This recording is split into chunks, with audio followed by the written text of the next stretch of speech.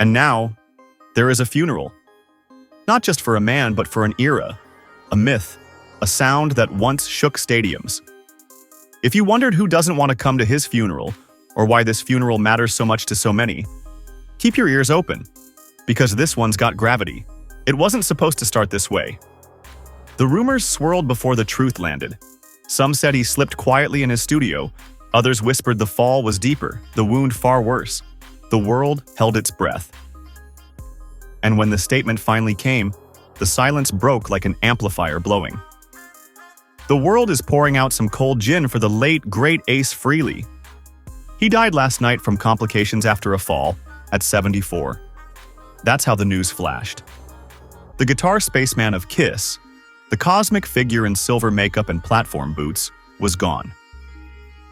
Suddenly, the stage lights dimmed, the pyrotechnics cooled, and the universe shifted without warning. A hush falls over the chapel. Metallic guitars line the walls like silent sentinels. The smell of incense is replaced by the faint scent of beer and smoke memories. Fans arrive in faded Kiss shirts, some clutching vinyl of Alive, others with photos of a younger Ace mid-solo, hair wild, eyes blazing. They file past a silver casket draped with a black and silver jumpsuit and one of his signature lapels. Outside, the sky is the color of worn denim, the kind of gray that feels eternal. Photographers hover, but the fans stare only at each other as if sharing a secret. He might be spaceborne, but tonight he's among us. One old roadie leans in and murmurs, "He always said he was from Gendel. Maybe when he fell, he was just coming home." Ace Frehley was nothing if not mythical.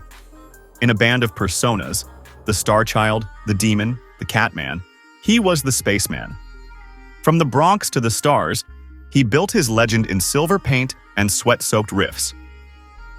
"I eat, sleep, and drink my character," he once told Rolling Stone. "It is my fantasy to go to another planet." And maybe that's exactly what he did. But behind the comic book visuals was a kid from New York, a boy whose mind cracked open the first time he saw The Who. He answered a Village Voice ad. Lead guitarist wanted with flash and ability. No time wasters, please.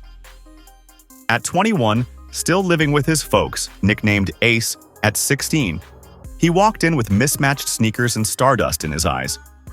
The audition didn't just launch a band, it launched an icon. When Kiss Is Alive.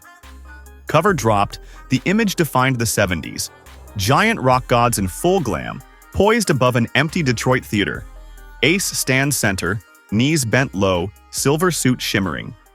Gene and Paul flank him. Peter's lost in smoke.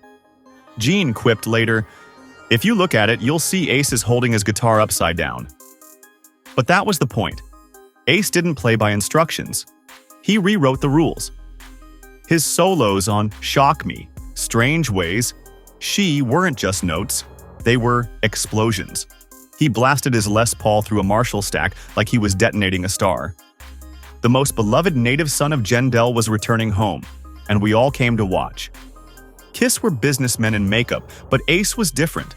The one who didn't just talk about rock and roll all night and party every day. He lived it. He cheated death more times than most walk down the street, zooming his DeLorean the wrong way down the Bronx River Parkway at 100 mph, meeting the Phantom of the Park head-on, dissolving into riffs and chaos. In 2015, he revealed a liver transplant. In 2024, he released 10,000 volts. But in September 2025, the wild ride paused. A fall in his studio, a brain bleed, life support. Fangirl whispers turned into headlines. Ace Frehley, 74, dead after fall. His family's statement, "We are completely devastated and heartbroken. In his last moments, we were fortunate enough to have been surrounded by love." The magnitude of his passing is of epic proportions. And now this funeral. It's not just a goodbye, it's the final encore. Entering the hall, you hear a subtle hum, a bass line, slow, deep, unmistakably Ace's groove. It crescendos, then cuts. A spotlight catches his silver boots, the paint still gleaming under glass. Two guitars stand crossed behind the altar, one lit with embers, the other silent. Someone stages the shot. This is a rock funeral, not a church one. Bandmates file in. Gene Simmons, Paul Stanley, Peter Criss. No speeches, just embraces and shared memories. Ace wasn't built for rules. He didn't follow the map. He was the map, Paul says quietly. A hush follows. Someone whispers, "He shocked the world, and now the world's gone quiet." Fans outside chant snippets of Cold Gin and New York Groove. They leave bottles of gin by the fence. One sign reads, "Space Ace Homeward Bound."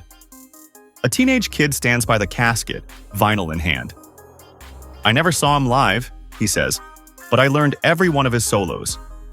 My dad told me his guitar talked." That's the point. When legends go, they don't fade. They resonate. Ace's riffs still fire up garage bands, still rattle the speakers, still echo in the dreams of kids who've never known his stage. Musicians pay tribute. "My first guitar hero," says Tom Morello. Music radar. On Instagram, his peers drop pics of smoky amps and Ace's silhouette. A mural in New York overnight depicts the Spaceman descending back to Jendel, captioned, "Still in the groove. Lights dim." One spotlight centers the coffin. Gene places Ace's silver guitar on top. A long, sustaining note begins. A single bend, high pitch, echoing. It stretches. The audience holds breath. Then silence. Outside, the sky cracks open. A star blinks once. The wind picks up. Someone hums, "Shock me," under their breath. "Maybe he's already on Mars. It doesn't fucking matter," Ace once said. The truth? It does matter. Every riff mattered. Every crash of drum, sparkling boot, explosion of pyrotechnics. All mattered because he believed in living loud. Tonight the funeral is over. But the sound? It's still blasting through space. The Spaceman has ascended. But his guitar still screams.